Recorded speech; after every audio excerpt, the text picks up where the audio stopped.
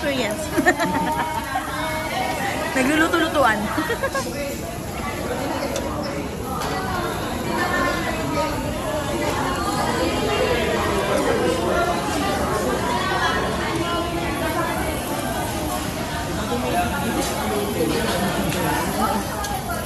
Mommy, I want that fish. Later po, mahirap mag-cook. Maganda yung kanya ron. Hirap ni? Kasi. Kaya nga, hindi ako din na-adjust. Kunin mo nga. Dito lang sa parehas namin. Ha? Wait lang. Ibalayin mo. Oh, yan. On.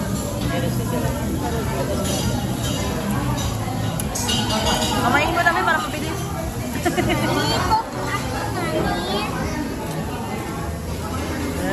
Nene. Paano yan eh? Tapos na ang experience. Okay na na-experience na ganyan. Uwi na tayo. Okay na ito. Nasawsaw na daw na ini.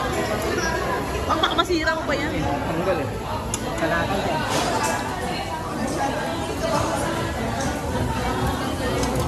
May sino.